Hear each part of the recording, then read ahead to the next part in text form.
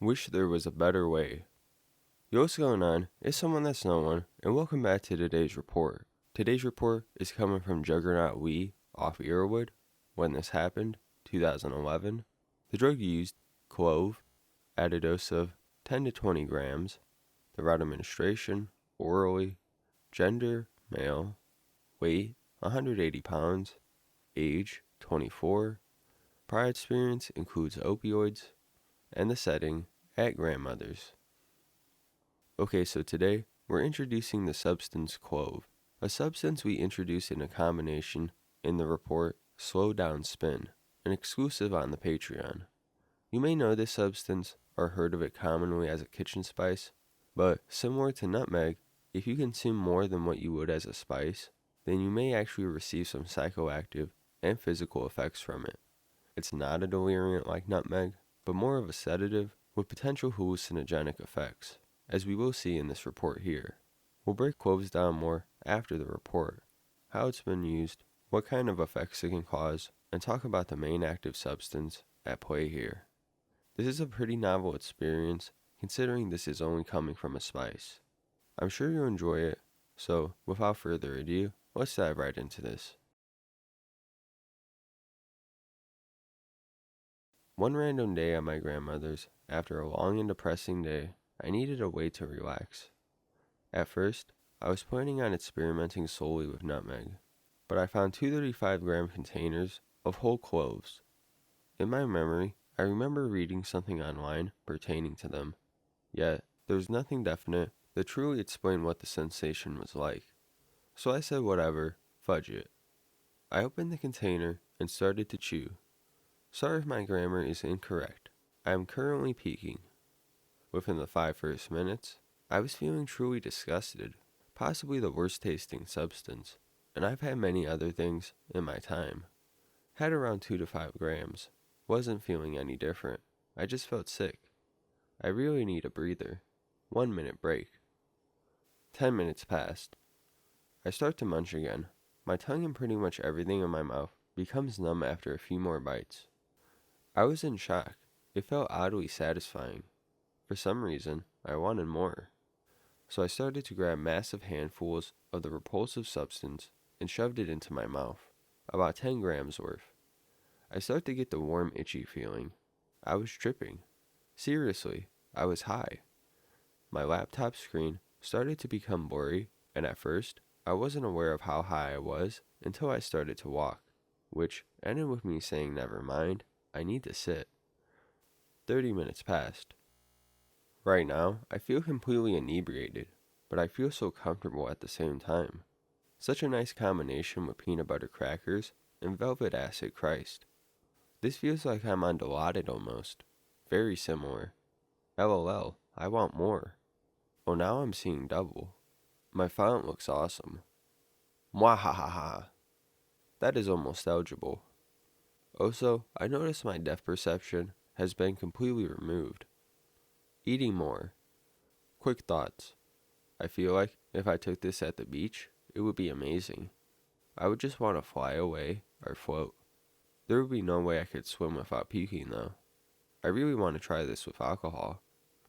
I don't feel like moving. Surprisingly though, I do not feel tired or lethargic whatsoever.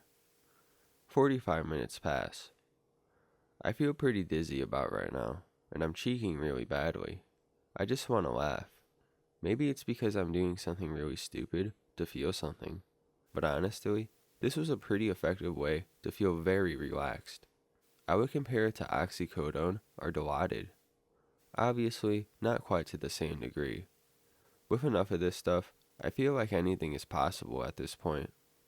Oh, another quick thingy, I feel completely animated. My hands or maybe fingers remind me of monsters, and I can't stop smiling over it. I love it. I feel cartoon-like, almost as if I'm on DXM. Only if I felt really tiny, then this would be awesome. I also noticed that my memory is going to hell, and everything is slowed down. I need to get off.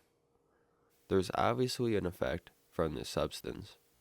I just wish there was a better way to get the effect. Okay, so quite the experience. By the way Juggernautwee describes it here, you would think that cloves have a strong potential as a recreational high and or as a potential hallucinogenic, and it very well could be. It's hard to say, as there are little reports out there of clove usage like this, and experiences can vary. But cloves themselves have been around pretty much as long as we have, probably longer.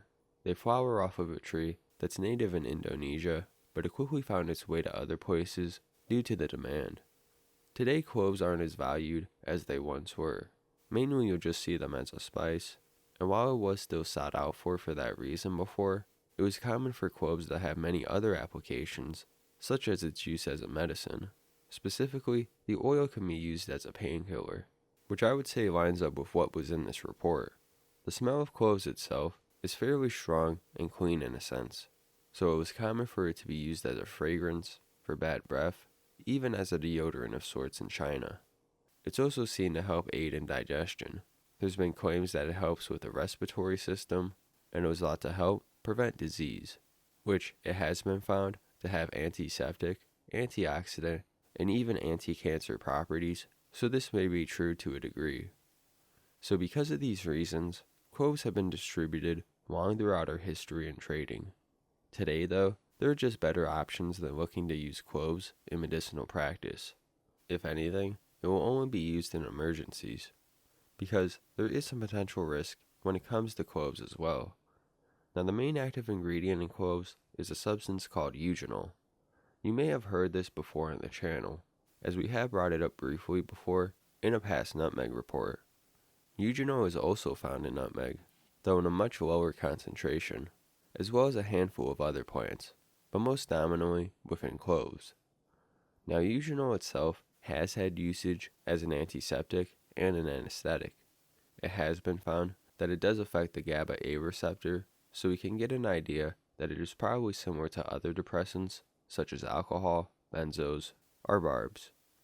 There's also been research showing that it may act as an MAOI, which, if you aren't aware of MAOIs, commonly they'll be prescribed as an antidepressant.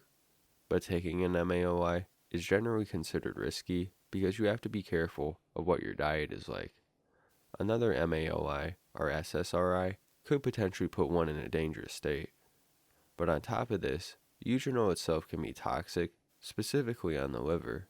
It is very possible to overdose on this substance, and considering the amount of eugenol varies per batch of cloves, from anywhere between 70 and 90%, Juggernautwee may have put himself in a very risky situation. Liver damage can happen, kidney damage, you may end up throwing up a lot or have diarrhea, you can black out and potentially end up in a coma, you can end up peeing blood or bleeding a lot easier, as it has been shown cloves can thin the blood. In other words, an overdose will not put you in a pleasant state by any means. Cloves also can lower your blood sugar, which could be harmful to at-risk populations. Also, the oil may be toxic to the skin. While there seem to be a good handful of benefits of cloves, I can easily see why we would want to use other alternatives instead. Also, there has been a specific cigarette that's still commonly manufactured today that has cloves in it.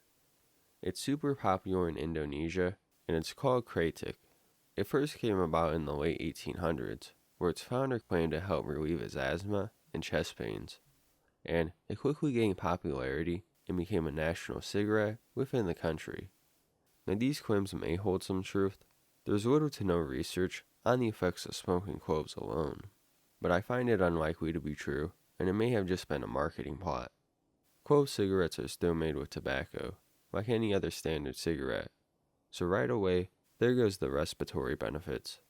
It will depend where you are in the world, but commonly, these clove cigarettes will have as much tar and nicotine as a full flavor cigarette, if not more, where in Indonesia it is.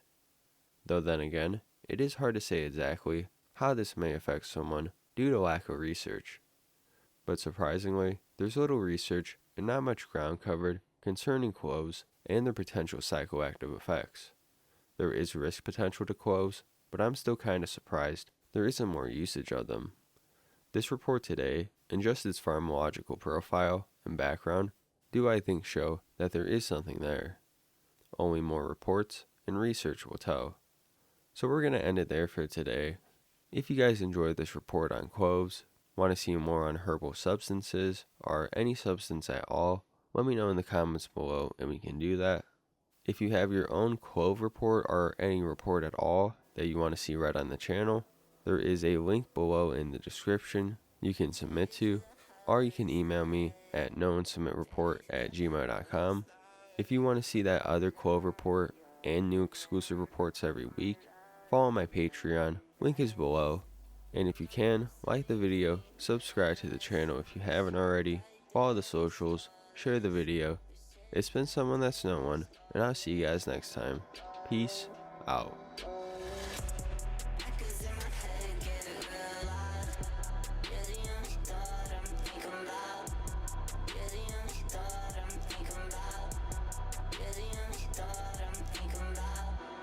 Tragic how it all came to play out when you're the only thought I'm thinking about.